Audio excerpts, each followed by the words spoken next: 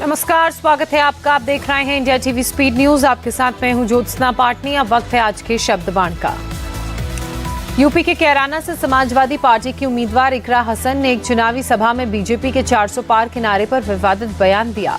उन्होंने कहा कि बीजेपी संविधान में छेड़छाड़ के लिए 400 से ज्यादा सीट जीतना चाहेगी। इकरा हसन ने कहा कि अगर बीजेपी दोबारा सरकार में आई तो देश के मुसलमान को दोयम दर्जे का नागरिक बना दिया जाएगा और उस समय हमें मलाल तो होगा, लेकिन तब हम कुछ कर नहीं पाएंगे। मैं बस यही कहना चाहती हूँ कि आज जो मुल्क में हमारे हालात हैं उस पर आपको और हमें बहुत गौर करने की जरूरत है। जैसा चेयरमैन साहब कह रहे थे, अगर 400 पार का इनका लक्ष्य पूरा होता है तो फिर सीधी सीधी छेड़छाड़ संविधान के साथ होगी। आप पर और हम पर ऐसे कानून लगाए जाएंगे कि हमें दोयम दर्जे का नागरिक अपने ही देश में बना दिया जाएगा और वो जो मलाल उस टाइम होगा तो तब हम कुछ नहीं कर पाएंगे। लेकिन आज टाइम है कि हम अपनी रोकथाम करें। पश्चिम बंगाल के बीजेपी नेता दिलीप घोष ने ममता बनर्जी के लिए अपमानजनक बात कही है। चूंकि टीएमसी ने नारा दिया है बंगाल अपनी बेटी चाहता है, इसी के जवाब में दिलीप घोष ने कहा कि बंगाल अपना भतीजा चाहता है। लेकिन इसके बाद दिलीप घोष ने ऐसी बात कह दी जिस पर विवाद हो गया।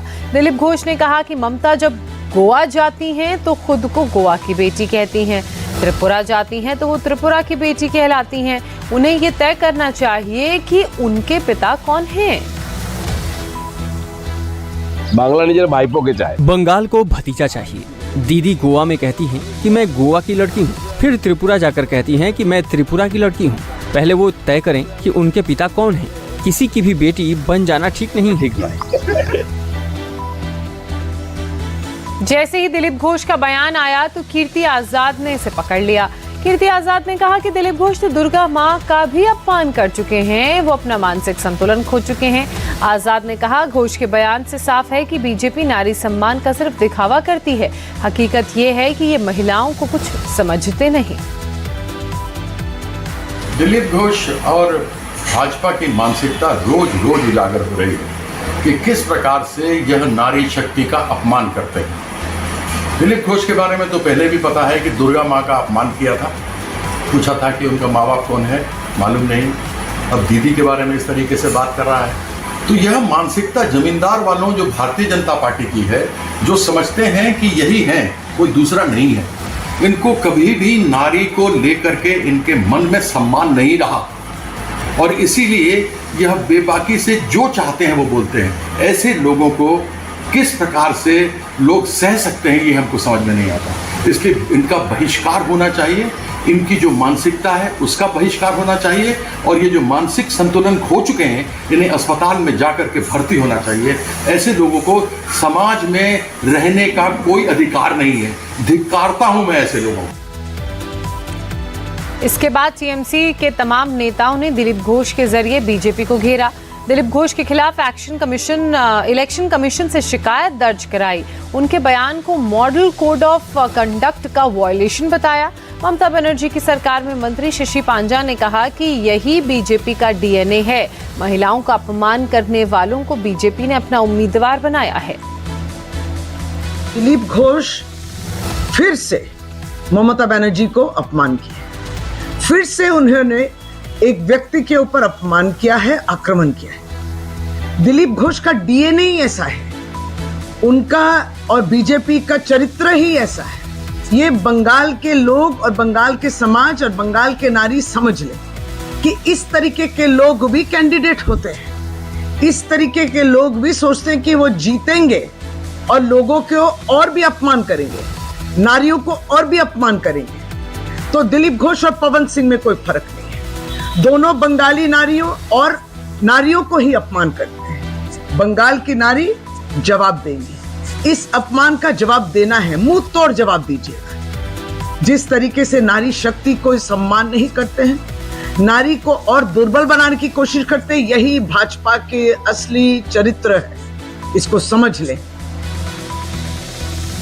इसके बाद सुष्मिता देव ने महिला आयोग पर निशाना साधा। उन्होंने कहा कि कंगना पर कांग्रेस प्रवक्ता के कमेंट पर तो इतनी हाय तौबा मचाई जा रही है, लेकिन बंगाल की चीफ मिनिस्टर का बार बार अपमान होता है।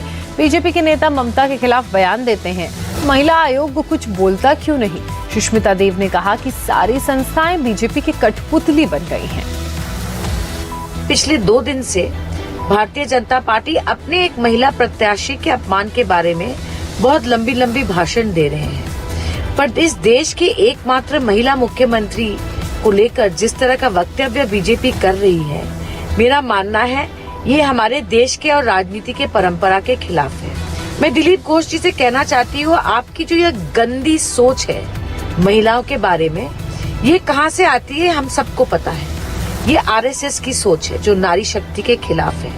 और बीजेपी की उन नेताओं से कहना चाहती हूँ और एनसीडब्ल्यू के चीफ से कहना चाहती हूँ कि आप लोग भारतीय जनता पार्टी के महिला प्रत्याशी को लेकर इतना चिंतित है, और आप जैसे लोगों को शर्म आनी चाहिए कि ममता दीदी का जब अपमान करती है बीजेपी, आप लोग चुप रहते हैं। ये आपका खोखलापन है और इसका जवाब देश आपको जरूर देगा।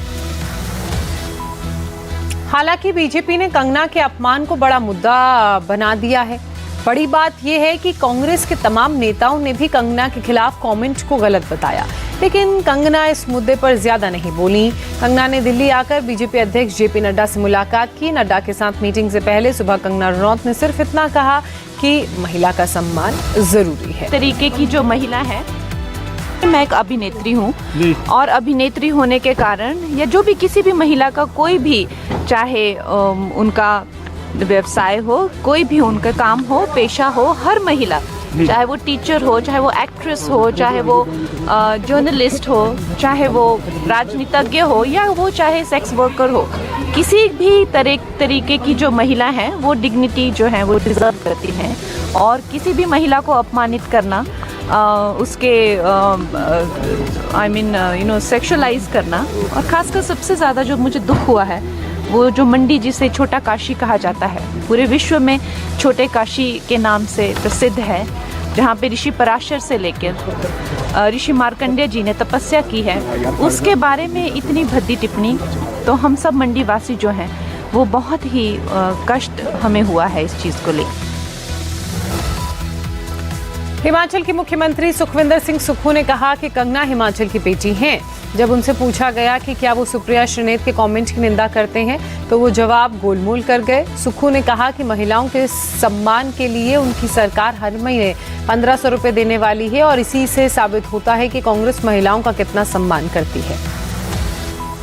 हिमाचल की बेटी है, हिमाचल में उनके माता पिता रहते हैं, उनके पिताजी जिला मंडी में उन्हें हमने कांग्रेस कमेटी का जनरल सेक्रेटरी बनाया था, तो हिमाचल की बेटी है।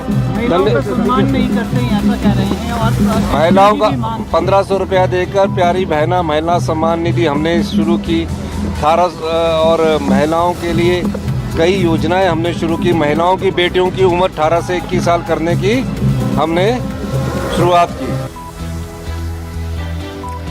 लेकिन बीजेपी के तमाम नेताओं ने कंगना के अपमान पर कांग्रेस को घेरा। बीजेपी सांसद सुधांशु त्रिवेदी ने कहा, सुप्रिया श्रीनेत तो सोशल मीडिया सेल की कांग्रेस की हेड हैं, और अपनी सफाई में वो कह रही हैं कि उनका सोशल मीडिया अकाउंट कोई और चला रहा है।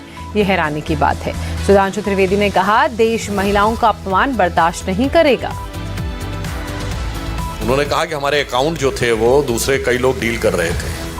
पहले उनकी गठबंधन की एक नेता हैं जिनके प्रश्न वाले अकाउंट विदेश से डील हो रहे थे। अब कांग्रेस की आप ये समझिए, जो सोशल मीडिया की चेयरपर्सन है वो कह रही हैं उनके अकाउंट कई लोग डील करते हैं। वे बहुत साफ है कि कांग्रेस की जो बातें हैं, इनके अकाउंट्स कहां से डील होते हैं, ये देश को समझना चाहिए। कौन कौन सी शक्तियां डिजिग्नेटेड डिजाइन मैसेजेस भेज देती हैं जो सीधे एज इट इज कर दिए जाते हैं, ये अपने आप में इस बात को प्रमाणित करता है कि कांग्रेस और इंडी गठबंधन किसी अज्ञात शक्तियों के हाथ में खेल रहा है।